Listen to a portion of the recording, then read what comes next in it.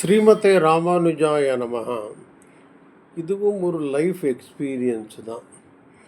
இதனுடைய தலைப்பு மாப்பிள்ளை வந்தார் மாட்டு வண்டியிலே.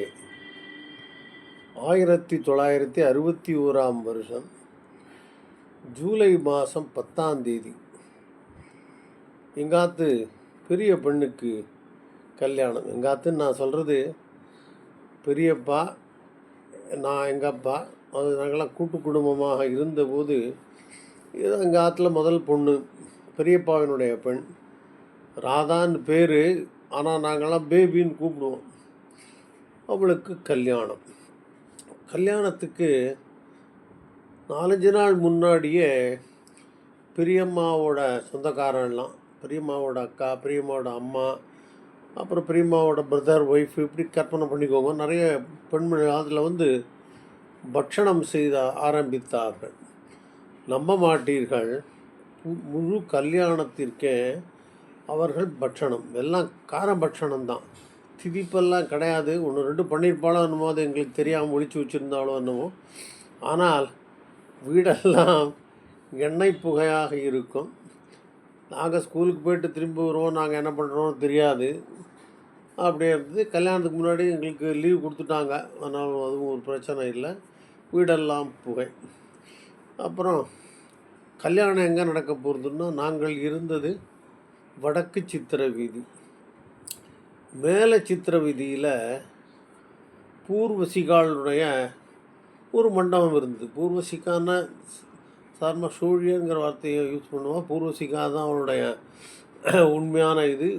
அது அவளுடைய குலப்பெயர். அந்த பூர்வசிக்கர்கள்லாம் சேர்ந்து ஒரு கல்யாண மண்டபம் இல்லை, இது இந்த மாதிரி கல்யாணத்துக்கு கொடுப்பா. அவ்வளோ பெரிய என்ன நுழைஞ்சா பெரிய ஹால் இருக்கும். அதுக்கப்புறம் ஹால் பக்கத்துலேருந்து உள்ளே கொஞ்சம் அந்த பக்கம் வலது பக்கம் உள்ளே போனால் உட்காந்து சாப்பிட்றதுக்கு ஒரு பெரிய ரூம் இருக்கும். அதுக்கப்புறம் அந்த பக்கம் பெரிய சமையல் அறை இருக்கும். ஸோ இதுதான் அந்த கல்யாண மண்டபம். ஸோ எங்களுக்கு பரிசாரகர் வந்துவிட்டார் சமையல் செய்வதற்கு. எல்லாம் ஆயின்ட்டுருக்கு, இப்படி ஆயின்ட்டுருக்கு. மாப்பிள்ளை அழைப்பு பக்கத்தில் வந்துடுது. ஜூலை மாதம் 9 வச்சுக்கோங்க. ஆனால் என்ன விஷயம்னா, 2 பக்க காவிரியிலும் வெள்ளம்னா இது மாதிரி வெள்ளம் ஸ்ரீரங்கம் பார்த்ததில்லை. அந்த சமயத்தில் ரயில் வண்டியெல்லாம் மெதுவாக போயின்னு இருந்தது. சாதாரணமாக ராத்திரியில் கம்பீரமாக எக்ஸ்பிரஸ் மெயிலெலாம் ஓடிட்டுருக்கோம். நாங்கள் எங்களுக்குள்ளே பேசிப்போம், இது ராமேஸ்வரம் மெயிலு, இது 2 to Green எக்ஸ்ப்ரெஸ்ஸு அப்படின்லாம். அந்த மாதிரி சத்தமெல்லாம் அடங்கிடுத்து. வெள்ளம் பஸ்ஸெல்லாம் கூட போகலை, எல்லாம் மாட்டு வண்டி தான் போக முடியும். அது பாலத்தில் அப்படி, அது ஒரு பயம். அந்த காவேரிக்கு மேலே இருக்கிற பாலம், அது தெற்கு பக்கம். ஸோ மாட்டு வண்டியை அனுப்பிச்சு கல்யாணத்துக்கு வேண்டிய காய்கறிகளெல்லாம் வாங்கிட்டு வர ஏற்பாடாக இருந்தது. நல்ல வேளை கூட சென்ற பையனுக்கு புத்திசாலித்தனம். அவன் மாப்பிள்ளை வீட்டாரை கண்டுபிடிச்சுட்டார். மாப்பிள்ளை வீட்டாரை கண்டுபிடிச்சி போய் 2 வண்டி எடுத்துன்னு போயிருந்தார் இவர். முதல்ல காய்கறி ஏற்றின வண்டியை மாப்பிள்ளையை உட்காத்தி வச்சு மெதுவாக வந்துட்டே இருந்தான். அப்போது கல்யாணத்துக்கு முதல் நாள் மாப்பிள்ளை அழைப்பு தினம், ஜூலை மாதம் 9 ஞாபகம் வச்சுக்கோங்க. நாங்கள் கல்யாண மண்டபத்தில் காத்துட்டுருக்கோம். மாப்பிள்ளை தெரியல எங்களுக்கு. நான் காய்கறி கூட இதெல்லாம் மூட்டையெல்லாம் மறைக்க அவர் உள்ள உட்காண்டிருக்காரு. மாப்பிள்ளை வந்தார், மாப்பிள்ளை வந்தார் மாட்டு வண்டியிலே அப்படின்னு ஒரு சின்ன பொண்ணு பெருசாக பாடித்து. இதற்கினால் அவருக்கு ஆரத்தி எடுத்து உள்ளே அனுப்பிச்சு அவள் இருக்க வேண்டிய இடத்தை காண்பிச்சு, அப்புறம் இன்னொரு அரை மணி நேரத்தில் மற்ற பிள்ளை வீட்டுக்காரர்களெல்லாம் வந்து சேர்ந்தார்கள். ஜூலை மாதம் 10 திருமணம் நடந்தது. ரொம்ப சந்தோஷமாக நடந்தது. பரிசாரர்கள்லாம் நல்லா தலையெல்லாம் நல்லா பண்ணால். அதுக்கப்புறம் ஸ்வீட்டு, மைசூர் பாகு போன்ற சிலவற்றை, இந்த ஸ்வீட்டும் சேர்ந்தது. பெண்மணிகள் பண்ண அந்த காரகம்லாம் பிரமாதமாக இருந்தது. என்ன விஷயம் என்னால், எனக்கும் பூணல் போட்டு விட்டார்கள்.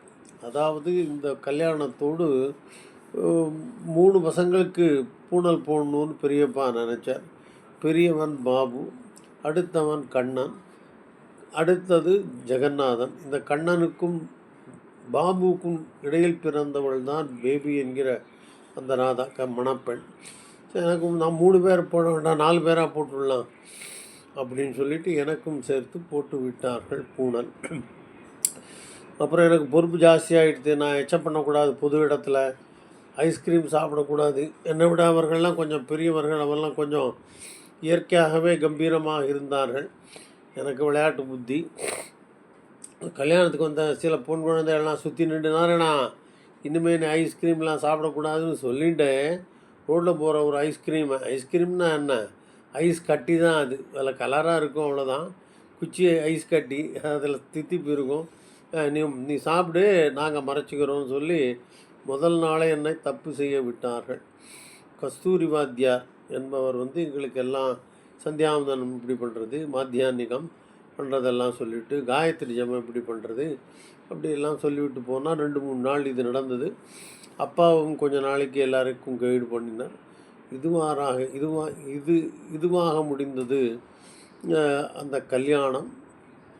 மாப்பிள்ளை வந்தார் மாட்டு வண்டியில். நல்ல வேளை ஒரு நாள்லேயே வெள்ளம் குறைந்து விட்டது. எல்லாம் சகஜ நிலைக்கு திரும்பின.